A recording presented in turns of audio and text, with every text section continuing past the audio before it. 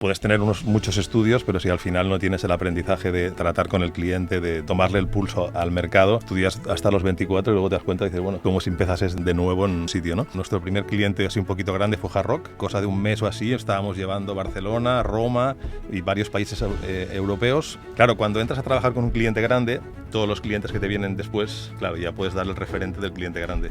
Una de las partes que están fallando más en las agencias estas que se están creando ahora, todo el tema de marketing digital, que cualquiera monta una agencia de marketing digital, tienes que hacer el salto, porque si no haces el salto no vas a coger clientes grandes. Claro, con 60 personas, si no tienes estructura y no tienes equipo y no tienes el talento bien distribuido, es un caos. Totalmente. Es un caos total. 100%. Tiempo. Y para mí escalar es que Totalmente. la facturación y el gasto cada vez tienen que separarse más. ¿Qué decisión estás tomando si decides no crecer con clientes? Pues posiblemente uno. Y en la parte de administración siempre tenemos esta dicotomía de decir, bueno, es que tenemos que medir las horas, ¿no? O tenemos que medir el tiempo. Claro, pero nosotros somos creativos. Un creativo no puedes medir el tiempo, porque a lo mejor yo en hacer un logotipo te tardo 10 minutos o me estoy 3 días. Bienvenido a Caos en la Agencia. Estamos súper felices porque la aceleradora creció muchísimo. Ya hay más de 110 alumnos que han pasado para formarse con nosotros. Y tenemos además hoy también un invitado muy especial, un alumno de la aceleradora llamado Tony, que viene a contarnos pues, un poco su historia, de cómo montó su agencia. Es que aparte de llevar ya unos cuantos años, si no me equivoco, un poquito, ha conseguido realmente pues, trabajar con marcas muy chulas. Y a mí personalmente pues, me llama mucha atención de este episodio pues, poder entrar un poquito ahí, ¿no? Cómo se consiguen estos clientes, cómo es el día a día de trabajo con ellos, pues al igual que todos tienen un objetivo, hay bueno, unos retos y que al final no hay que tenerlos tan endiosados. Así que antes de nada, Tony Cole, muchísimas gracias por venir aquí a Caos en la Agencia, estás en tu casa. Pues nada, pues te cuento un poquito. Yo empecé con todo esto de la publicidad hace ya casi 30 años. Empecé con el diseño gráfico, yo empecé a estudiar diseño gráfico aquí en Barcelona, en la Llotja. Paralelamente empecé a trabajar, que yo creo que es uno de los puntales clave de, sobre todo con yo que tengo hijos pequeños, inculcarles que meterse en el mercado laboral lo antes posible. Puedes tener muchos estudios, pero si al final no tienes el aprendizaje de tomarle el pulso al mercado, claro, estudias hasta los 24 y luego te das cuenta y dices, bueno, es como si empezases de nuevo en un sitio, ¿no? Empecé en la Llotja, empecé a hacer diseño gráfico, luego me fui a trabajar a una imprenta, empecé a hacer diseño y rápidamente pasé a una agencia. Monté una marca personal de camisetas, que estuve un par o 3 de años con varios amigos, y con esto nos íbamos de viaje todos los años, ¿no? Entonces es el aprendizaje de emprender para luego pues, poder hacer cosas pues, interesantes, ¿no? Y entonces en la agencia lo que sí que aprendí, que sobre todo que cuando estaba estudiando paralelamente y estaba trabajando, aprendí lo que son los procesos, ¿no? Lo que nos enseñas muy bien tú en la agencia, ¿vale? En la aceleradora. Aprendí un proceso que para mí fue clave durante el resto de años, es que yo hacíamos una revista de 250 páginas en 3 días, ¿vale? Wow. Con lo cual aprendí a trabajar muy rápido los procesos, ¿no? Decir, oye, esto hay que tener un proceso como muy claro y hay que irlo sacando en muy poco tiempo, ¿no? Y esto fue lo que me fue muy bien para que cuando hice el salto, entonces, bueno, acabé de estudiar en la Llotja, me fui a Estados Unidos, entonces estuve en Los Ángeles estudiando un año, luego volví, estuve aquí en Barcelona poco tiempo, me quería ir a Sudáfrica a montar una historia allí, lo que pasa es que ha aparecido todo el tema del ébola y todo esto, entonces viré un poquito y me fui a Sudamérica.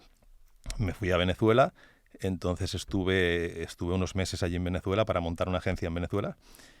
Hicimos todo el estudio de mercado, todo nos salió perfecto, lo que pasa es que a la que empiezas a hablar con empresarios y tal, te das cuenta de que el mercado pues, aún no está súper verde y hay cosas muy complicadas en temas de seguridad y todo esto.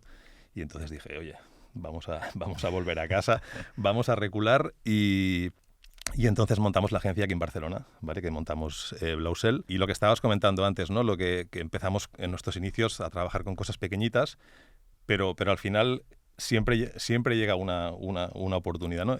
Nuestro primer cliente así un poquito grande fue Hard Rock, que empezamos haciendo Hard Rock Barcelona, que empezamos a hacer unos folletos o una historia estas para unos conciertos. En cosa de un mes o así estábamos llevando Barcelona, Roma y varios países europeos. Y digo, bueno, pues al final bien, ¿no? Y en poco tiempo pues nos llamaron de PortAventura, un amigo de mi mujer, Lorán, me dijo, oye, tengo un problema, ¿no? Yo trabajo con una de las multinacionales grandes de agencia grande que nos está llevando el parque, pero llevamos 3 meses con el lanzamiento de una atracción y no hay manera de tener una creatividad. Y en 2 días tengo que presentar al comité. Siempre todo es para ayer, ¿eh? Y En entonces, el tema claro, de los diseños. entonces, aquí saqué un poquito la parte aquella que había hecho en la agencia de todos los procesos y sacarlo todo rápido. Entonces le dije, oye, mándame el reel de la atracción y veo qué podemos hacer, ¿no? Y nada, pues en un día pues estuvimos trabajando con el equipo tal y sacamos unas gráficas, ¿no? Y por la noche le dije, mira, te envío las gráficas a ver cómo lo ves. Y nada, al día siguiente me envió un mensaje de en plan de, tío, me acabas de salvar la vida, tío, porque no tenía nada y tenemos ahora una gráfica muy chula, nos ha encantado y tal. Y entonces de allí pues empezamos a trabajar con PortAventura. Claro, cuando entras a trabajar con un cliente grande, la parte buena que tienes es que todos los clientes que te vienen después, claro, ya puedes darle el referente del cliente grande. Efectivamente. Con lo cual es mucho más fácil, pero siempre llega una oportunidad que tienes el momento de decir, pero lo que pasa es que esta oportunidad, que es lo que decimos siempre, ¿no? Es un tema de un poquito de suerte, pero que la suerte te pille trabajando, ¿no? Y quizá también, porque fíjate, hay una cosa muy interesante con esto que nos cuentas, porque nos damos cuenta de que el tema de la generación en el emprendimiento, ¿no? Es muy común en la aceleradora, yo me fijo mucho, Sí. que todos los que, digamos, tenéis de 35 años para arriba, pues hay como un patrón de emprendimiento, que es, empiezo a trabajar en otra empresa, aprendo con ellos, luego también los de tu generación, yo me fascina la capacidad que tenéis para mover, o sea, esto no lo has resumido en 5 minutos, pero me has dicho, no, me ha hecho gracia lo de, no, yo iba para, creo que a Sudáfrica, has dicho, no, pero viré un poco, acabé en Lata, y digo, ¿cómo que viraste un poco? O sea, estamos hablando de muchos kilómetros, ¿no? Entonces, el moverte, ¿no? Y el estar ahí. Yo creo que una suerte que tenemos nosotros al final es que en el mercado digital esto de los contactos, de conocer a la gente y tal, pues es mucho más accesible. Pero también quizá me doy cuenta de que eso lo hace también más impersonal. Y un patrón que detesto me recordaba mucho, por ejemplo, a Álvaro Montoya, otro alumno muy querido por mí además también, ¿no? Que le pasó muy parecido a ti. O sea, lo mismo, pero tuvo una oportunidad con la empresa de Procter & Gamble y ya metió la cabeza en diferentes marcas, en Fire y Gillette. Y es como, no, pues tuve suerte tal. Yo pienso que no es tanta suerte. Yo pienso que también es... o que al final la suerte la construimos cuando actuamos y cuando nos movemos mucho, ¿no? Entonces, a mí me gustaría saber... o sea, más de esa historia, ¿no? ¿Cómo fue? Porque me comenta entonces que Hard Rock fue ese primer gran cliente. Vale, ¿dónde lo conociste al fundador de Hard Rock? ¿Cómo fue la cosa a empezar? Porque en ese momento tú con la agencia, ¿cuántas personas estabais? No, que va, éramos muy pocos, pues deberíamos ser 3 o 4. Exacto, una agencia pequeñita. Pero, también puedo decirte que en ese momento que cogimos Hard Rock, tuvimos una llamada, que creo que fue Óptica 2000, Óptica Universitaria, una óptica grande, que nos llamó y nosotros trabajábamos, teníamos la agencia en un dúplex pequeñito que tenemos en mi casa, en casa de mis padres. Abajo de todo teníamos una portería pequeñita. Tipo, o sea, modo americano, tipo, ¿no? Tipo americano total, ¿vale? Emprendiendo en el garaje, ¿no? Ahí, totalmente, ¿vale? Y entonces allí nos llamaron y nos dijeron, y insistían, nosotros no dejábamos venir a ningún cliente, ¿no? Porque claro, estábamos en una portería al final. Era muy chula porque es un dúplex pequeñito, pero no puedes llevar a clientes allí, ¿no? Y entonces nos coincidió que nos llamaron tal y nos insistían en, no, pero queremos venir a la agencia tal para veros y tal, no sé qué, que nos... Bueno, y que no, y al final decimos, no, es que tenemos que decirle que sí, porque me ha llamado 20 veces y me ha dicho que quiere venir. Y aquel día perdimos el cliente. Y entonces dijimos, tío, es el momento de cambiarnos de sitio porque cuando viene el cliente al sitio que no es, dice, coño, esto es un chiringuito, tío, si son 4 tíos y sí se están haciendo mucho ruido, pero hay que cambiarse, ¿no? Y entonces cuando te cambias, nos pasó esto con los de PortAventura, ¿no? Nos fuimos a un ático en la calle Balmes y de repente, pum, y entonces ya estábamos en un ático y acabamos siendo 60. Pero es que te interrumpo ahí porque es otro patrón que detesto también porque estamos viendo, a mí me gusta ver como las diferentes formas de emprender, ¿no? Al final aquí nos escuchan dueños de agencias de muchos tipos, incluso gente que está pensando en montar su agencia, ¿no? Entonces creo que tenemos que aprender mucho de vuestra mentalidad, ¿no? A veces nos creemos como muy listos, porque como digo, al final la exposición digital tan grande que tenemos pues nos da unas oportunidades grandísimas. Claro. Y ahora yo me grabo en mi casa con un teléfono móvil de 200, 300 euros y, bueno, que pasó hace muy poco con un alumno de la aceleradora, le salió una oportunidad de una empresa grande y digo, joder, macho, o sea, todo lo que tenéis que hacer vosotros para conocer a esta persona que luego quería venir a veros físicamente, de moveros, networking, que si voy a Venezuela, que si hago esto, lo otro, y nosotros tenemos esta gran oportunidad. Pero que tenemos que aprender, me ha llamado la atención, fíjate como al final en vuestra generación no había ese miedo a primero invierto, ¿no? Al final nosotros pues estamos como en nuestra casa, bueno, al final emprender desde casa evidentemente reduce muchísimo los gastos, ni oficina, ni, bueno, lo mínimo, ¿no? Además, tenemos muchos contactos de freelance, entonces que podemos tirar de muchos compañeros del sector para que nos ayuden, ¿no? Reduciendo los costes, pero ¿tú crees que llega un momento en una agencia en el que hay que apostar? O sea, esa apuesta que tú hiciste de, sin oye, duda, si quiero tener clientes grandes, necesito pensar como una agencia grande. Sí, porque la agencia grande al final son gente que están buscando un apoyo para sacar una campaña, para sacar cualquier cosa, pero que si luego por lo que sea no funciona, tienen que pasar un rapport a sus superiores para decirles, oye, mira, pues que he trabajado con esto y no ha funcionado. Pero claro, te dirá, coño, pero estás trabajando con un tío que está trabajando en su casa, tío. Claro, y estás trabajando pues con la Coca-Cola. Te dirá, tío, no, trabaja con alguien que tenga un poco de estructura, que si el A no sabe, pues que tengan el B y el C, que a lo mejor no saca la de esto, ¿no? Y entonces esto te das cuenta cuando te viene un cliente así que dices, tenemos que hacer el cambio. Entonces, bueno, pues te pasa una vez, te dices, oye, pues me he dado cuenta de que he perdido un cliente por eso, pues pivotamos a un sitio pues que, bueno, pues que pueda llegar allí, puede haber algo pues con más estructura, que al final que sea un poco más sólido, ¿no? Que yo creo que una de las partes que están fallando más en las agencias estas que se están creando ahora, todo el tema de marketing digital, que cualquiera monta una agencia de marketing digital, pasa esto, ¿no? Que nos llegan a la agencia mucho cliente quemado de gente que se monta en su casa, monta un chiringuito y dice, oye, te voy a multiplicar por 5 tus ingresos, ¿no? Y dices, vale, perfecto. Y luego te viene y te dice, no, es que llevábamos 4 meses, tío, y estoy pagando mucho dinero y esto no funciona. Entonces voy allí y es un chiringuito que es un tío que ahora no está porque ahora se ha ido a comprar, que no sé qué. Entonces ahí es donde dices, bueno, hay que hacer el salto, ¿no? Tienes que hacer el salto porque si no haces el salto no vas a coger clientes grandes. Qué interesante. Te vas a quedar con los clientes pequeñitos, ¿no? Y de hecho, me lo estás diciendo, estoy pensando en alguno de los alumnos. Por ejemplo, ahora vamos a grabar con Pablo de Quimón, que justo ahora, de hecho, él tiene un cliente también muy grande, que es Wallapop, y justo ahora ha hecho una inversión de que han buscado una oficina, tal, o sea... Es la clave. Claro, al final estas empresas es lo que yo creo que tú estás explicando muy bien, ¿no? Como que buscan que haya como una solidez dentro de la agencia. Oye, Tony, y ya una vez pasado todos estos inicios tuyos, tal, a día de hoy, por ver un poco tus números, me decías que erais 12 personas en la agencia. Sí, bueno, yo tuve Blausel, que estuvimos casi 20 años con la agencia.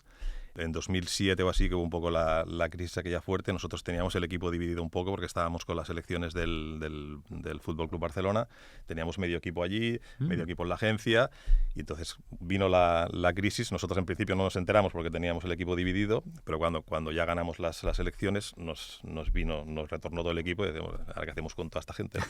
Todo este montaje. O sea, teníais como una especie de implant hecho dentro de... Enviamos a un equipo, no sé si eran 10 o 15 personas, las enviamos para allá para gestionar toda la campaña con Sandro y esto, ¿no? Y entonces, claro, cuando volvieron, dijimos, bueno, ¿qué hacemos, ¿no? Con todo el tinglado. Entonces, con mi socio, con Sergi, que somos amigos de toda la vida, pues decidimos bueno, pues oye, pues abrimos un poquito y buscamos cosas nuevas. Llevamos 20 años juntos y bueno, podemos buscar cosas nuevas, ¿no? Entonces yo monté Blackstone, que esto hará, pues me parece que llevo 14 o 15 años ya con Blackstone.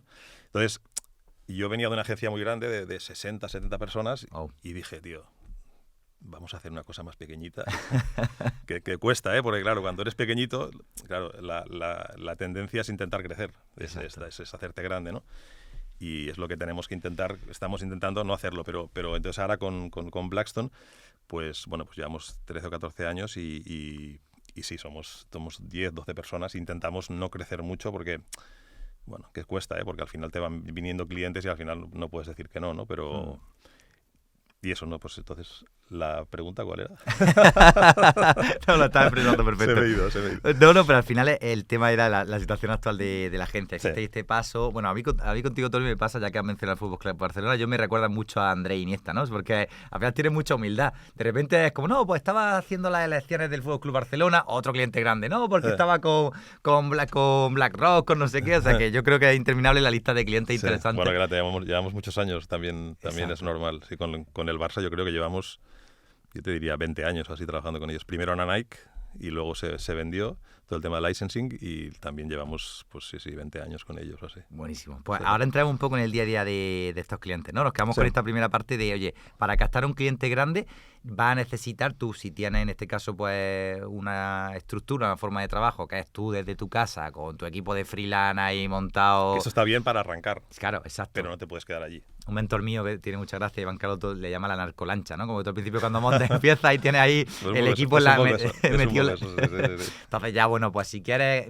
grandes clientes, pues piensa como una agencia grande también, ¿no? Y quizás no es solo el tema de la oficina, que creo que es muy importante sí, también, pero es como esa seriedad, ¿no? De, oye, pues seguramente porque estas empresas seguramente vendrán y te preguntarán, ¿y quién es tu equipo? A ver, y esta persona, Sí, claro, no, pues, es clave, sí. este es fulanito, a ver, dame su correo, fulanito@gmail.com, pues hombre, a lo mejor Coca-Cola Vamos mal, sí.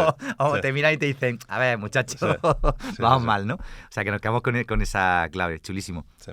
Oye, entonces, has dicho otra cosa muy interesante, la diferencia entre una agencia grande de 70 personas y una de 12 personas, ¿no? Me gustaría, antes de que entrásemos a hablar un poco del día a día de la gestión de grandes cuentas, que hablásemos sobre estas diferencias, ¿no? Porque ya sabes que yo tengo mi opinión también con respecto de que yo cuando entré en este mercado de la agencia, una de las cosas que más me llamaba la atención es que los dueños, yo venía de trabajar con muchas empresas de desarrollo de software, ¿no? Entonces, cuando yo vine a la agencia, pues tenía una propuesta de valor que era muy de, oye, vamos a crecer a través de crear buenos procesos, de los equipos, de tal, no sé qué. Y lo primero que me respondían los dueños de agencia de marketing era, no, yo crecer no quiero, ¿eh? Más gente no. Exacto, yo quiero una agencia pequeña y muy rentable. Y yo me sorprendí, después de haber trabajado con muchos sectores, era como, ¿qué le pasa a estos de las agencias? ¿Por qué están tan asustados por crecer? Claro, luego entran y empiezas a ver que al final las agencias lo que son es empresas de servicios que operan además en un mercado súper cambiante, que está continuamente actualizándose y tal, con muchísima gestión no predictiva. Si no se aplican las estructuras correctas y los procesos correctos y tal, crecer es un dolor increíble, porque al final lo único que añade es mucho caos. Te convierte en una especie de departamento externo de marketing, pues de grandes empresas, como es tu caso, ¿no? En la que, como decíamos un poco de broma, ¿no? Todo es para dentro de 2 días, ¿no? Como esta presentación que es que tengo justo en 2 días y tú, hombre, muchacho, me lo podías haber dicho. Siempre es así, sí. Entonces, evidentemente es súper estresante, ¿no? Dentro de este modelo de más de 70 personas, ¿recuerdas algún periodo en el que fue como insostenible, que había mucho estrés?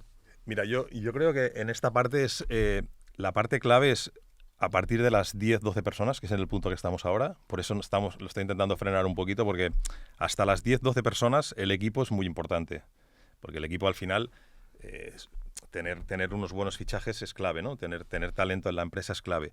A partir de los 12, 15, que ya empiezas a ser una mediana empresa, si no tienes unos buenos procesos, si no tienes un buen equipo, bueno, un poco lo que también nos inculcas tú en la aceleradora, pero en este caso lo sufrimos en un caso práctico, ¿no? De decir, claro, con 60 personas, si no tienes estructura y no tienes equipo y no tienes el talento bien distribuido, es un caos. Totalmente. Es un caos total. 100%. ¿Vale? Entonces, aquí tienes que aprender el talento que tienes que tener en la agencia. Y a veces no es tanto el talento, gente que sea muy talentosa, sino gente que sea talentosa y que sea eficaz, ¿no? Exacto. En nuestro caso, sobre todo, ¿no? Porque nosotros tenemos estos procesos que vamos muy rápidos en hacer según qué cosas y damos un servicio muy ágil. Entonces, el servicio ágil necesita de una atención al cliente brutal. Entonces, si no tienes una estructura bien montada y los pasos no los tienes muy claros, a partir de los 10, 15 trabajadores es un caos. Con menos no, porque como estás tú más o menos gestionas. Entonces, cuando ves algo que no funciona, pam, oye, vigila esto, tal.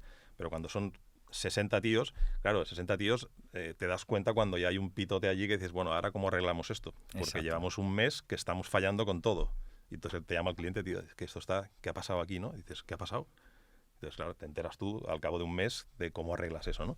Entonces, todo el tema de los procesos y todo esto, a partir de 10, 12 personas, para mí es clave de trabajarlo muy bien y tener muy bien estructurado, que vosotros esto en la aceleradora nos lo ponéis mucho más fácil, ¿no? Porque los pasos y todo esto lo lleváis como muy bien montado y nos asesoráis muy bien en estas cosas, ¿no? Y por eso un poco hemos venido a trabajar con vosotros para acabar de ver que la estructura que estamos haciendo, y además con todo lo de la IA, con todas las nuevas tecnologías que estamos en los últimos años, pues todo esto ha cambiado mucho, ¿no? Exacto.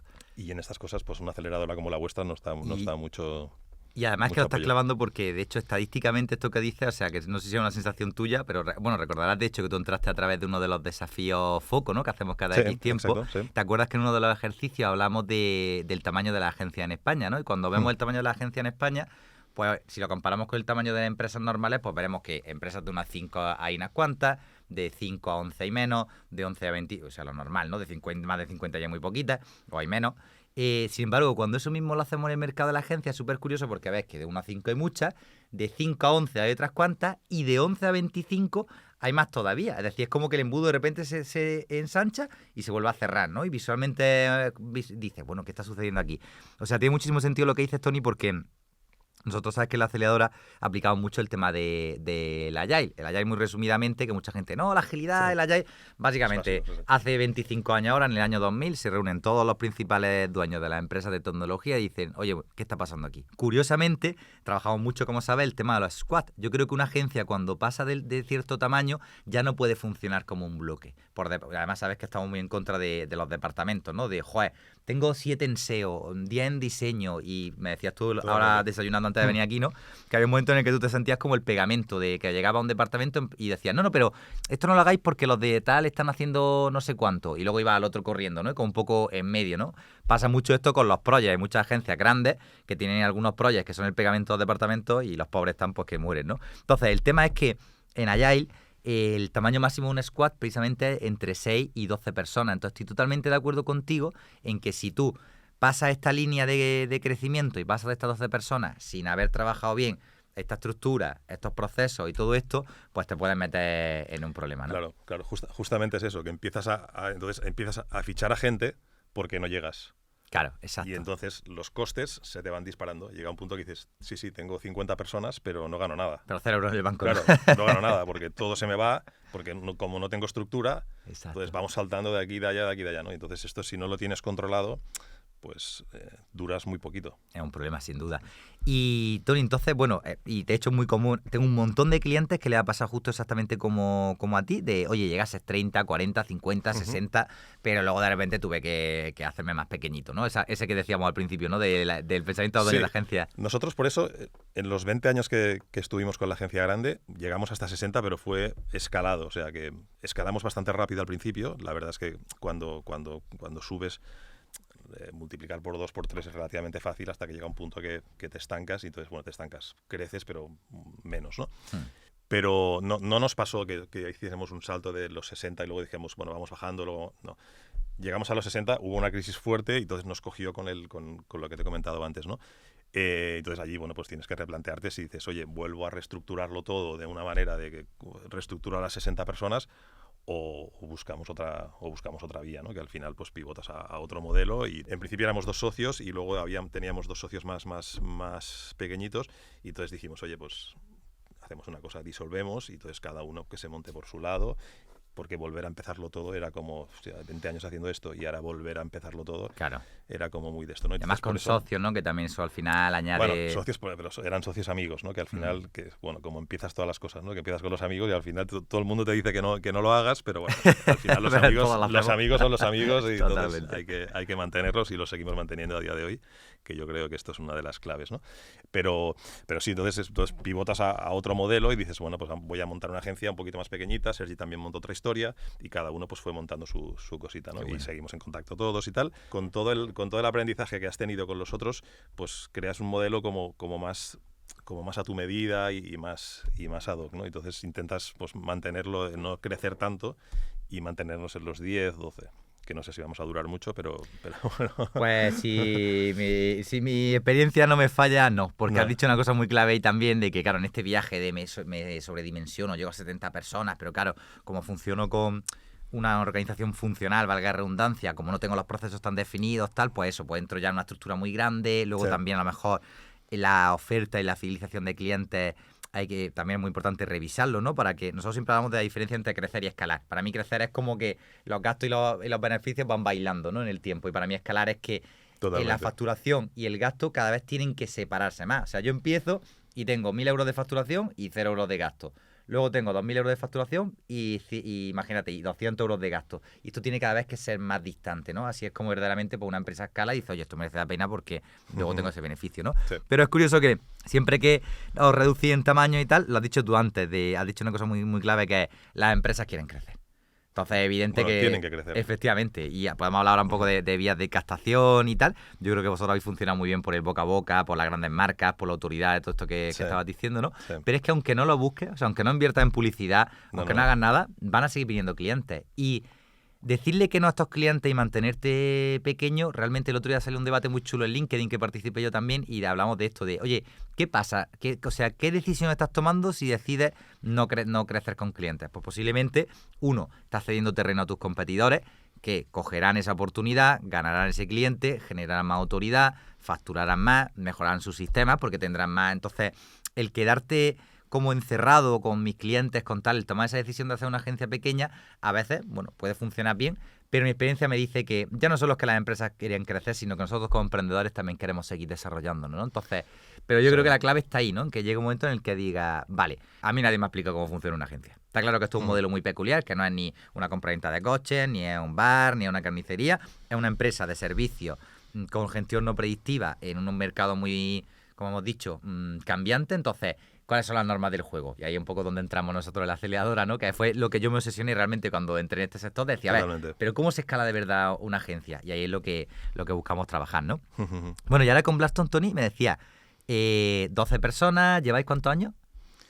Ahora llevaremos 14 o así. Perfecto. Y me comentabas también antes que habéis rozado el millón, ¿no? Habéis quedado en 960.000, o sea que bien, eso me gusta. Sí. No, y justamente que llevamos con vosotros un año, llevamos ya quizá con la aceleradora. Menos, ¿no? Sí, no hemos llegado todavía. No, porque empezamos en junio, parece. Sí, exacto. En junio. Bueno, vemos que estamos creando unos procesos y una metodología que antes la teníamos un poco así como de un poco de... Sí, como me levanto, ¿no? Que bueno, que sí, con la experiencia de los años la vas manteniendo y funciona, claro. Pero que sí que te das cuenta de que si alguien te enseña un poquito cómo ser más metódico en estas cosas, porque al final, yo siempre lo he dicho, ¿no? Yo vengo de la parte creativa y yo pues hice SADE cuando tenía 30 y pico de años, porque ya había montado la agencia y dije, tío, esto se está haciendo grande. Y yo la parte numérica no tengo esta noción, ¿no? Entonces entré en SADE para hacer justamente esto, ¿no? Claro, y vas aprendiendo un poquito de, oye, ¿qué necesito ahora? Pues necesito esto, ¿no? Y pues con vosotros un poco, cuando estuvimos hablando tú y yo, lo vi, ¿no? Digo, oye, tío, es que estos procesos nosotros los tenemos, pero no están bajados bien, ¿sabes? Entonces... claro, entonces ahora escalar es mucho más fácil, que es lo que dices tú, ¿no? Que no es crecer, sino es escalar. Exacto. Y es una diferencia importante. Porque también, claro, al final, como todo, hay una cosa que es muy interesante, que dices, vale, si yo soy dueño de una agencia, ¿qué es lo que vendo yo realmente? Vendo tiempo, siempre vendo tiempo, porque doy un servicio que es tiempo mío de mis trabajadores. Totalmente. Idealmente mis trabajadores, ya en el momento en el que estás tú, pues lo vendo a cambio de una facturación, ¿no? Estas empresas me pagan porque ellos no tienen ese conocimiento que yo tengo que tener, que tienen que tener para conseguir ciertos resultados y deciden venir a mí porque no quieren ahora contratar gente y pues darme su dinero para que yo les ayude, ¿no? Entonces, la mayoría de agencias, por desconocimiento, no gestionan y hacen más eficiente ese tiempo realmente, ¿no? Y esto yo siempre pongo el ejemplo, es que como si yo fuera dueño de un bar, ¿no? Y yo vendiera jamones y yo el jamón, pues, no sé ni cuántos jamones tengo, o sea, porque muchos dueños de agencias ni miden el tiempo que cada empleado hace para tareas, entonces no sabemos la rentabilidad real por proyecto y por cliente, etcétera. Esto es una dicotomía que siempre tenemos con la parte gestora, ¿no? O sea, que tenemos las tres patas en la agencia, ¿no? La parte de administración, la parte de ventas y la parte de producción, ¿no? Sí. Y en la parte de administración siempre tenemos esta dicotomía de decir, bueno, es que tenemos que medir las horas, ¿no? O tenemos que medir el tiempo. Claro, pero nosotros somos creativos. Entonces, un creativo no puedes medir el tiempo, porque a lo mejor yo en hacer un logotipo te tardo 10 minutos o me estoy 3 días. Porque el logotipo, pues depende de cómo te coja, pues tienes que trabajarlo de una manera, de otra, o una campaña te puede salir súper rápido y digo, bueno, pues he tardado 10 minutos, ¿qué le cobro? ¿2.000 euros? Y en cambio he tardado 3 días y le cobro 50.000. Tío, la campaña es la misma. Exacto. Entonces, la parte creativa tiene el punto de que a veces es complicado de ponerle un precio, ¿no? Sí. O sea, lo que es producción, evidentemente, está claro, ¿no? Lo que campañas de MUPIs, campañas de autobuses, todo esto, evidentemente, tiene un precio y esto sí que lo puedes gestionar. Pero la parte creativa, el talento, dices, hostia, ¿cómo lo haces, no? Exacto. Pues y fíjate, es el gran dilema que tenemos con... Siempre me pasa con los creativos, ¿no? Porque siempre está como ese punto más, claro, quiero decir, como romántico de arte, de pensar. Fíjate, yo creo, Tony, que al final la cosa es verdad que no se tarda a lo mejor nunca lo mismo en hacer un logotipo, pero sí que podemos ir haciendo pequeñas cajitas de tiempo, ¿no? Yo en el tema de los procesos lo que me di cuenta es que estamos poco formados en ello, entonces pues no diferenciamos lo que es un mapa de procesos, de lo que es un procedimiento, que ya no es lo mismo, de lo que es una tarea, de lo que es una checklist, o sea, todo tiene como su lugar, ¿no? A convertirlo en fases, el decir, vale, pues mira, el tiempo de búsqueda de ideas, o sea, yo ahora, por ejemplo, Miguel Bellamil llega aquí a Blasto y te dice, Tony, quiero un rebranding completo, que me haga estos creativos y todo esto, ¿vale? Entonces, si no tenemos procesos, pues va a depender mucho de que Está claro. el diseñador en esa ocasión llegue y diga, oye, pues me gusta esta marca, conecto con ella y me la hace súper rápido. O lo que tú dices, joder, no doy la tecla, encima el cliente es difícil. Creo que lo decíamos antes, no es ponerle una camisa de fuerza a los trabajadores, como nos volvamos obsesivos con los procesos y la gestión del tiempo, la cagamos. ¿Crees que hay un término medio al que se puede llegar en el que tú das como unas fases, unos pasos y unas recomendaciones y luego, por supuesto, confías también en el talento de la persona? Sí, hay procesos como, por ejemplo, hacer un estudio de mercado. Un estudio de mercado, evidentemente, sí que le puedes dar un tiempo. Debes decir, pues puedes estar 1 hora, puedes estar 3. No puedes estar 4 días para hacer un estudio de mercado. Bueno, sí, puedes estar 3 años. Si no le pones tiempo, pues... pero que sí, pero que esto lo puedes acotar. Lo que pasa es que la parte creativa, nosotros, por ejemplo, te viene un cliente, pues yo qué sé, como Europcar, ¿no?, que estamos llevando. Es un cliente que llevamos muchos años con ellos, llevamos, no sé si que casi 15 o 20 años con ellos, ¿no?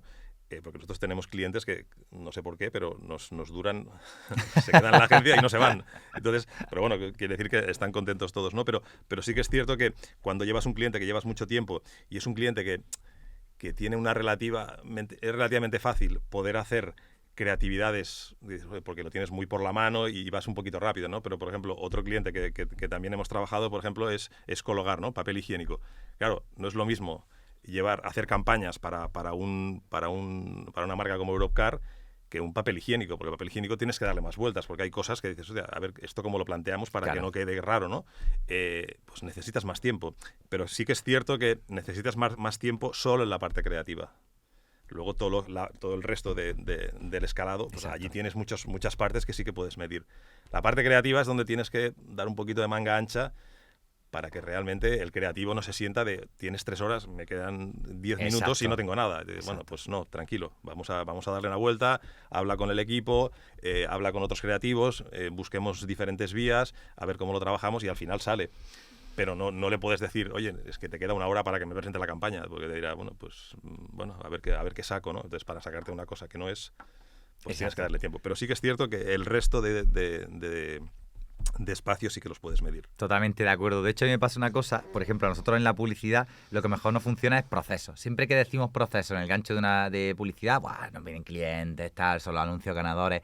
Y sin embargo, cuando un dueño de una agencia me dice, no, yo es que necesito procesos, digo, sí, pero y además la parte tan o más importante que los procesos es lo que hablábamos también ahora desayunando, que es, oye, ¿cómo funciona el equipo? ¿Qué hábitos tiene? ¿Qué funciones tiene? El foco que tiene esta persona. Porque claro, puede llegar un momento en el que si yo le digo, mira, tienes 10 minutos para respirar, 15 minutos para rascarte la oreja y no sé, claro, al final cómo va a trabajar un creativo agobiado, corriendo, se nos va a ir el talento humano. O sea, no estamos trabajando con robots ni con máquinas, son personas, con lo cual los procesos, yo creo que lo complicado de esto, y por eso pues nos tiramos bastante tiempo trabajándolo con los alumnos, es llegar a un punto en el que sirvan de guía y de ayuda, pero también dando esa libertad a los buenos profesionales de poder trabajar. Y si conseguimos eso, hacemos buenos hábitos y sobre todo, que para mí es la gran lucha, hacemos que las personas sepan en todo momento lo que tienen que hacer, y no desde un punto de vista de controlador, sino desde un punto de vista de foco. O sea, uno de los grandes problemas de la agencia es que tenemos muchos frentes, muchos focos abiertos. Pero porque al final, como decíamos, somos el departamento externo de marketing de un montón de empresas. Entonces, por la puerta pueden entrar el de Europcar, el de todos estos clientes grandes tuyos, y todo es para 2 días, todo es rápido. Entonces, ¿por dónde empiezo? ¿Qué hago? Me agobio. Entonces, cosas como los procesos, como el trabajar con Sprint, como que reduce también como la sensación del equipo de que hay una carga de trabajo infinita abierta, pues son lo que al final nos va haciendo y nos va ayudando a seguir creciendo. Oye, me encanta esta conversación porque contigo siempre me da gusto hablar, Tony. Por seguir el hilo de un poco de lo que estamos diciendo, que estamos centrando un poco esto en cómo captar y mantener clientes grandes, ¿no? Uh-huh. A mí me gustaría saber, o sea, hemos hablado hasta ahora de pues, cuál es tu experiencia, de que a la hora de captar un cliente grande tenemos que ya denotar una profesionalidad, tema oficina ayuda mucho, de que quieren conocer al equipo, o sea, que vienen ya como a vernos de verdad, ¿no? No es tan fácil como hacer una llamada. Hemos dicho también que es muy interesante, que una vez que tienes un cliente grande, se te abren las puertas de otros muchos, porque es como que llevas estas medallas, ¿no? Puestas y al final, oye, pues si estás trabajando con esto, pues seguramente es una agencia seria, ¿no? O sea que ya una vez que das el saltito y metes la cabeza, es más fácil mantenerte ahí, ¿no? Y yo querría saber, ¿cómo es el día a día de la gestión con uno de estos clientes?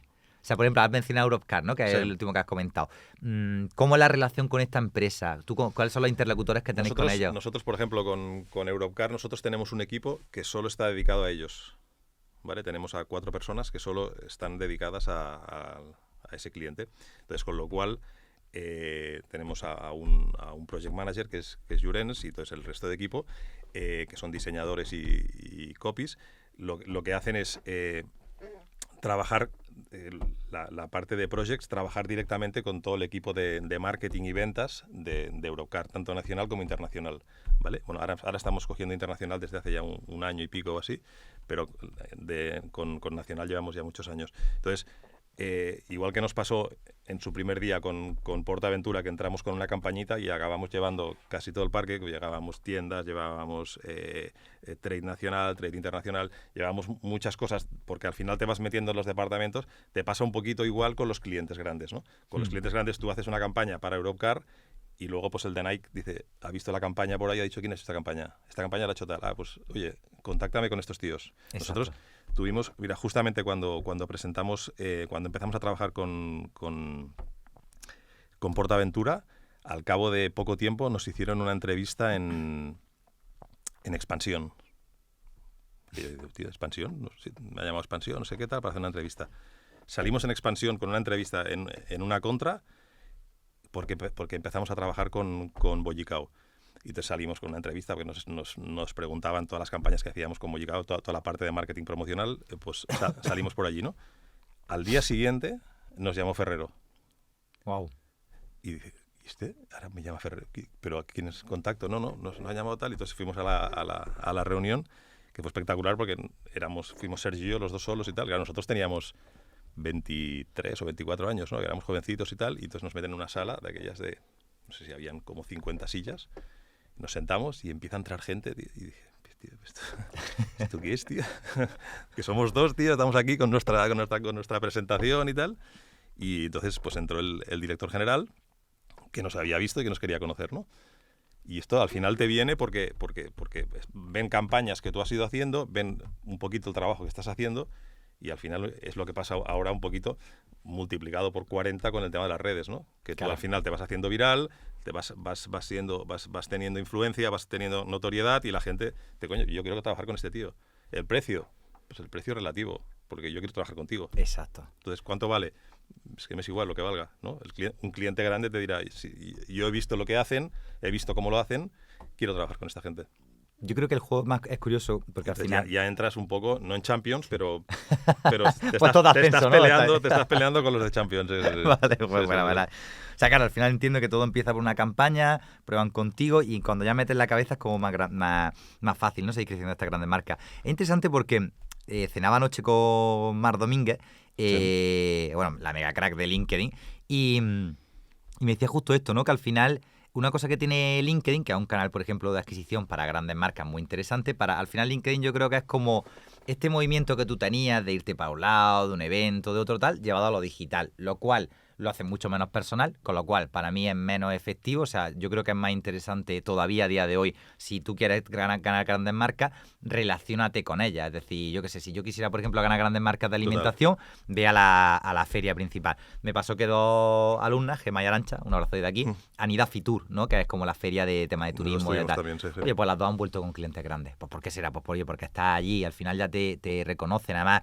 una de ellas en concreto, Gemma, me decía, claro, es que estos ya sabían que nosotros trabajamos con otra cadena hotelera, entonces justo también nos reconocieron por eso tal. Entonces, ese juego en el presencial es muy interesante. Lo bueno de LinkedIn, que como digo, es más difícil destacar, bueno, gente como Mar Domínguez lo hace muy bien, pero las normas son estas, es como un networking, ¿no? El problema con las grandes marcas que yo veo es que las intentamos captar con paid, y eso es casi imposible. Se puede, pero es muy difícil, porque al final, oye, tú, por ejemplo, Tony, que eres el único decisor de tu empresa, porque es una empresa pequeña, entre comillas, pero pequeña, pues en un día te salí yo en un anuncio diciendo no sé qué cosa, entraste en un reto por WhatsApp, hablamos, nos sentamos una llamada, oye, mira, que sí, que voy para adelante. Y a lo mejor en cuestión de 2 semanas me convertí de un desconocido, en este caso te convertiste en cliente, ¿no? Total. Eso con cuentas más pequeñas creo que es más fácil, pero con grandes cuentas yo creo, y te quería preguntar, Tony, ¿qué opinas sobre esto?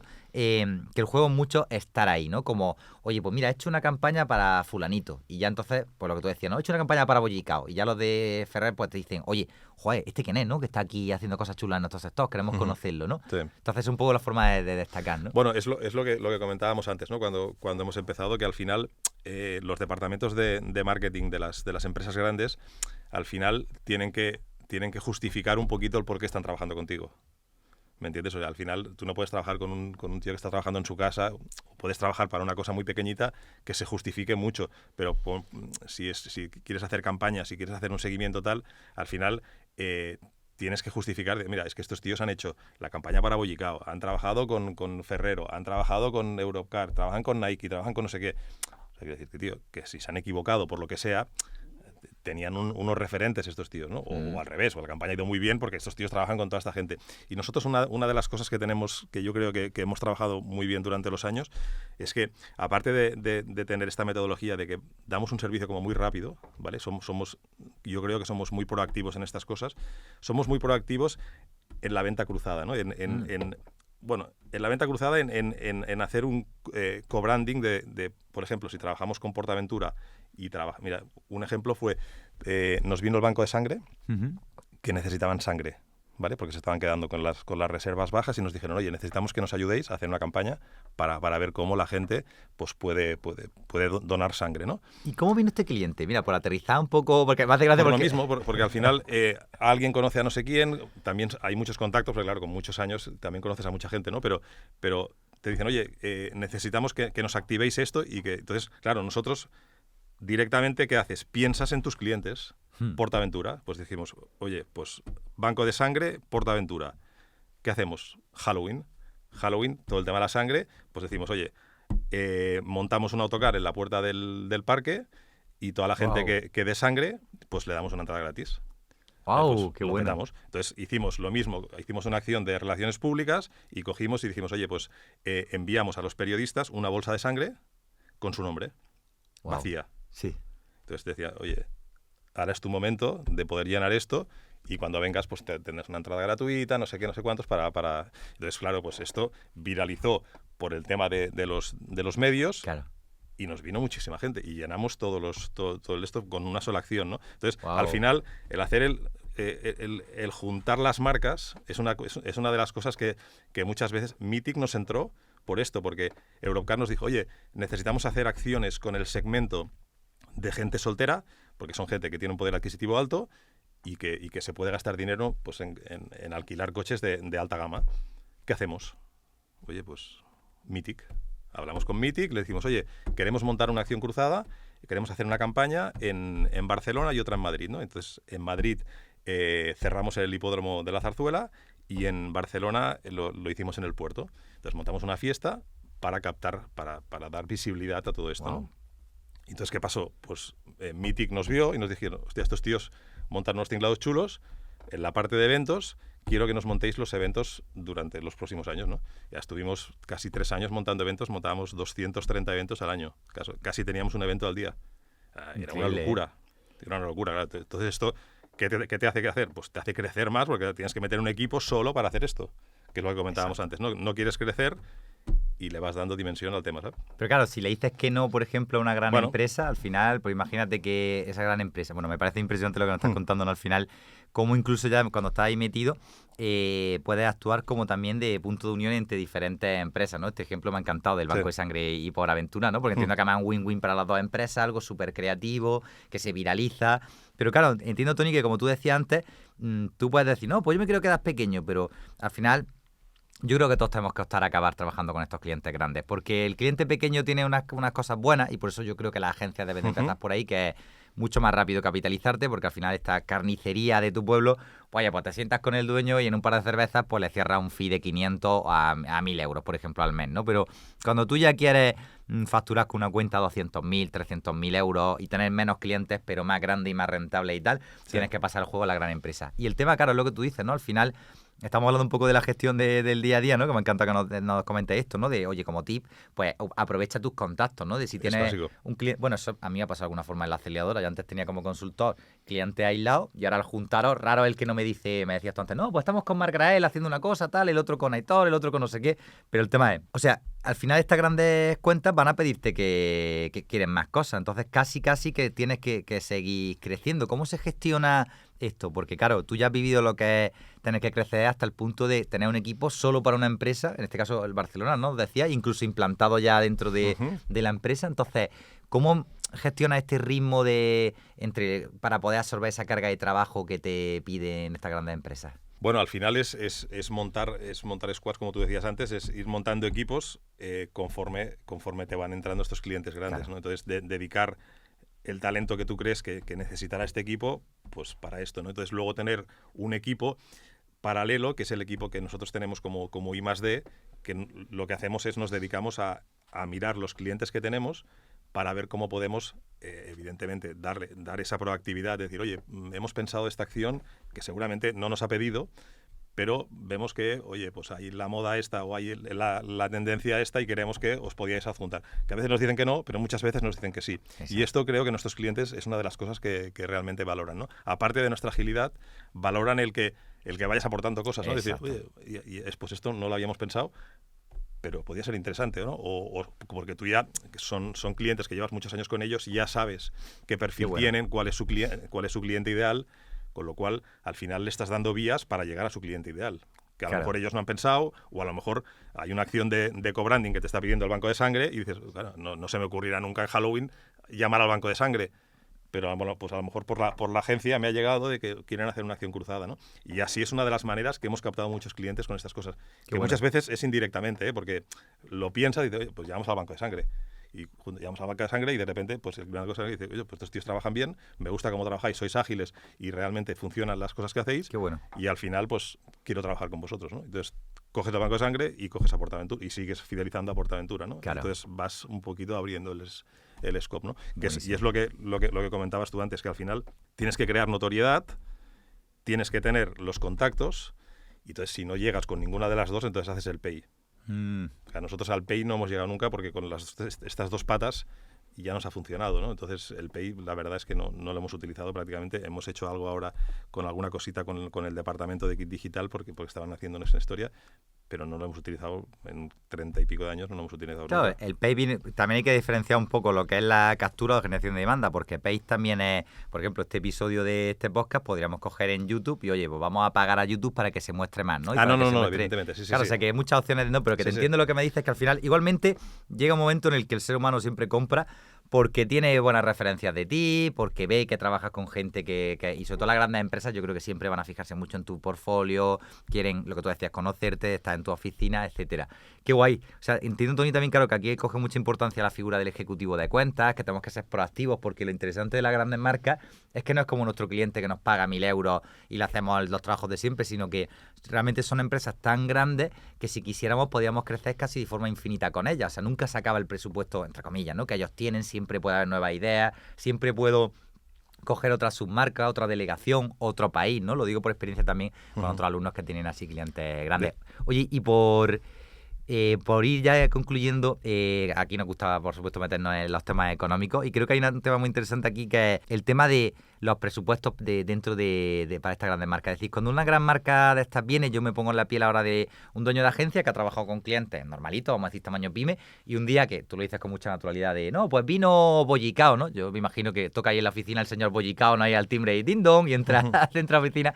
¿Cómo le haces un presupuesto a esta gran marca? O sea, ¿qué cantidad económica, por lo menos de tu parte, ¿no? Más de creativo, a lo mejor no me puedes dar consejos para agencias de otras especialidades, pero ¿cómo hiciste tú para poder medir cómo pasarle un presupuesto a esta gente? ¿Cómo trabajas tú esa parte? Bueno, al final piensa que las marcas grandes al final también tienen personas debajo y tienen brand managers y tienen product managers que necesitan sacar sus creatividades, necesitan llevar a cabo todos sus proyectos de marketing, ¿no? Entonces, pues por ejemplo, con la parte nuestra de marketing promocional, ¿no? Todas las promociones que hacemos, al final ellos vienen y te dicen, oye, necesito meter, pues yo qué sé, más producto en los supermercados. Pues ¿cómo lo hacemos, no? Entonces, pues tú qué haces, pues le montas una estrategia para hacer una campaña en punto de venta con los móviles y poder con los tickets de compra, bueno, todas las mecánicas que nosotros hacemos, ¿no?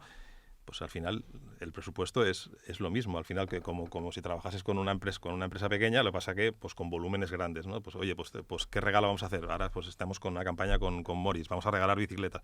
Pues regalamos 50 o 100 bicicletas, pues tienes que comprar las 100 bicicletas, tienes que mirar toda la logística de cómo las envías, de cómo generas todo, y al final el presupuesto, pues claro, a lo mejor un pequeño regala una bicicleta porque es el evento que hace el año, pues estos regalan 100. Exacto. Pues tienes que escalarlo al final, ¿no? Al final, ¿qué volumen? Pues una carnicería pequeña va a tener, pues yo qué sé, 100 entradas o 150, y una campaña de Morris te van a entrar pues 15.000 personas. Exacto. Pues entonces, claro, tienes que escalarlo todo. Claro, el presupuesto no puede ser el mismo, evidentemente, porque tienes que escalar los precios también. ¿Y cómo hace ese clic mental, no? Porque claro, yo pienso que a mí me pasaría que a lo mejor, mirándolo desde mi perspectiva, ¿no? Como que yo me limitaría mucho en el sentido de, joder, hombre, claro, no le puedo meter 50 bicicletas, que imagínate, son 50.000 euros en un presupuesto, ¿no? Y meterle un presupuesto al final de 150.000 o de 100 y pico mil euros. ¿Cómo hace ese cambio? Pero tú piensa que las multinacionales estas tienen presupuestos de millones de euros. Claro, tú le vas y esto puedes perder un cliente por una cosa de estas. Por quedarte corto y pasar un presupuesto muy... Que están acostumbrados a que una campaña les cueste 50.000 y vienes tú y le dices, no, esta te va a costar 4.500. Que a un precio muy normal, claro, de pyme. Exacto. Fuera, porque este tío no tiene ni idea. Buenísimo. Está fuera. Fíjate. Porque está en un mercado que no ha jugado nunca en esta liga. Exacto. Porque 4.500 ya sé que vas a perder dinero y me vas a dejar tirado porque es imposible por este precio. Con lo cual ya ven que no sabes, que no estás en el mercado. Te voy a hacer una pregunta difícil sobre esto, ¿vale? Tú imagínate que te hacen un briefing peregrino total, una empresa grande y tal, y te llega y te dice, oye, Tony, quiero hacer una campaña como algo muy básico, te da muy poca información. Una campaña para gastar más clientes, yo qué sé, durante un mes, por ejemplo. Bueno, el briefing generalmente es este. Vale. Es una llamada telefónica de, oye, Tony, que tengo esto y ¿qué hago? Vale. Ahora ya te cuento yo, ¿no? Sí. O sea, ¿cuál sería un baremo que se te vendría a ti a la cabeza si un cliente tuyo de gran marca te dice eso? Imagínate, pero me hace falta, añado a ese briefing peregrino, claro. Sí. Me hace falta un baremo. Dime qué cantidad económica me podría salir. Bueno, hay muchas cosas que tienes que tener en cuenta. Claro. El tipo de campaña, de qué volumen vamos, pero bueno, son campañas que van de los 10.000 a los 50, 60.000, vale. sin contar materiales. Sin contar comprar las bicicletas, todas estas cosas, sí. Me flipa porque no sé si hemos hablado esto tú y yo, pero bueno, de hecho sí, porque lo vimos en Mataró, pero justo nosotros hablamos de que en Internet existen como dos embudos. Bueno, y de hecho esto es una cosa de Will Martín, un abrazo desde aquí, que lo aprendimos con él y estoy encantado con ese concepto, que existe el embudo impulsivo, que al final esto de 1.500 a 10.000 euros, pues ya te funciona para pillar a un dueño de pyme o el decisor único o tal. Y existe el embudo reflexivo, que son estas normas de juego que hemos dicho de, oye, pues relaciónate, busca contactos, ve... O sea, porque al final estas grandes empresas también tienen tiempos de compra más lentos, empiezan siempre probando y luego ya se van expandiendo, ¿no? Cuesta más, pero a la larga, evidentemente, pues tiene un cliente grandísimo que a lo mejor ni se acaba, ¿no? Sí. Y justo decimos que es para proyectos de más de 10.000 euros. Entonces, como una regla general, que sé que es muy difícil, pero tú recomendarías que si te viene una de estas grandes marcas, mínimo pásale un presupuesto superior a 10.000 euros, para que no digan... Sí, no, porque es que si haces menos, te pillarás los dedos seguro. Porque no es lo mismo trabajar con la carnicería Pérez que trabajar con una marca grande, es verdad. Porque al final, el trabajo que te va a dar, dices, al final para mí es lo mismo, no es lo mismo. No es lo mismo, porque el volumen que tienes... de gestión, de controlar todos los pasos, no te puedes dejar nada, o sea, tienes que tener todos los pasos súper controlados porque una promoción con Morris no se te puede caer, no puede dejar de funcionar, no puedes validar los tickets y hacerlo mal, o sea, claro, te entrarán 15.000 tickets, o sea, hay que validar estos tickets, claro, la carnicería Pérez te entrarán 10, claro, uno vale 2.000 y la otra vale 10.000, porque, claro, tengo que hacer 10 veces más de trabajo. ¿Me entiendes? Que no es decir, pues le meto 15.000 y ya está. No, ya está, ¿no? Porque realmente todo lo que haces lo vale. O sea, no es porque es el cliente de la Coca-Cola le vas a meter el 5 veces más. Claro. Porque realmente el trabajo que te va a llevar y la responsabilidad y todo lo que tienes que gestionar es multiplicado por 10. Sí, pues tampoco son tontos. Porque Entiendo no, que claro. además pedirán más presupuesto y tampoco... O sea, te entiendo lo que dices, que es como, oye, no puedes quedarte corto porque si ahora tú le pasas a una de estas Sí, marcas... pero Miguel, no es un tema de que pidan más presupuestos, ¿eh? Porque yo creo que con los clientes con los que trabajamos, que llevamos muchos años con ellos, no es un tema de presupuestos porque todos ya sabemos a qué juego jugamos. Claro, cuando ya es tu cliente Entonces, fidelizado, al ya final... sabes ya, que claro, más o menos ahí no. tengo este presupuesto y si te pasas, pues te dirán, tío, que no tengo tanto. Entonces, bájamelo un poco porque no llego. Pues te ajustas y ya está. Claro. ¿Me entiendes? Pero que ya más o menos ya sabes cuando ya llevas tiempo jugando a esto, Sí. y ya sabes cuánto te puedes gastar. Pero es un tema al final de que tiene que salir bien. Porque si no sale bien, lo mismo que antes te comentaba de que es fácil llegar a muchos clientes cuando le haces las cosas bien, cuando haces las cosas mal también es muy fácil llegar. Con lo cual, Exacto. cierras en 2 días. Exacto. Porque no, estos son los que fastidiaron la campaña, ¿te acuerdas que con Morris hicieron no sé qué? Pues fueron Sí, estos. sí. Pues con estos no trabajamos. Estás pensando ahora en la campaña de Jaguar esta que ha sido tan polémica tal, ¿no? Por Claro, ejemplo, claro, la al puedes final liar, eso deja claro. huella Sí, también, sí, ¿no? sí, sí. Al final la gente que, no sé, habrá agencia, equipo, lo que sea, ni me meto tampoco a opinar sobre si está bien o está mal, solo lo que la gente ha escuchado y lo que la gente piensa, ¿no? Sí. Pues lo que está detrás al final, claro, que es como que esa exposición que yo creo que en el mundo corporate, cuando pasas ya esa liga, lo que te has dicho, la Champions, ¿no? Y te conviertes en un equipo, pues ya está un poco en el ojo de los ojeadores, ¿no? Cuando tú ya estás casi en puestos de Champions de tal, pues te están mirando, ¿no? Estás viendo lo que está haciendo tu equipo, qué resultados tienes. O sea, me parece súper interesante. Pero que nosotros también trabajamos, no solo trabajamos con marca grande, que también tenemos pyme y trabajamos porque Buenísimo. hay proyectos muy chulos también, Sí. que son pequeños, pero que también son rentables y son muy divertidos. O sea que al Qué final guay, Toni. lo guay es que te lo pases bien en el trabajo, que yo creo que es una de las claves de nuestro trabajo. Sobre todo la parte creativa, que tengas un equipo que se lo pase bien, que disfrutemos con lo que hacemos y que el día a día sea una cosa que sea divertida, ¿no? Que al final que puedas trabajar con diferentes marcas, que la parte creativa nos dé que hoy trabajas con Cacaolat, mañana trabajas con Squeak y la semana que viene trabajas con otra marca y dices, bueno, pues por la mañana hago bambas y por la tarde regalo bollicaos.